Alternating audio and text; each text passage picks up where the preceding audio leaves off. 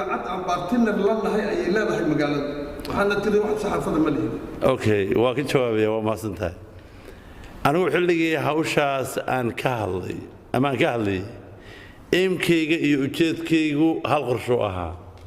kama hadlin saxaafadda degmada Jariiban degmada Jariiban waxaa ka ah wariyaal oo saxaafadda oo gudoomiyaha degmada saxaafadda ah one of my best friend oo Farxaan Liyaado oo aniga laga yaabo markan candidate-ka ana musharax ahaa dadka ugu badan oo shaqada ila qabta inta hadda maamulka laga yaabo in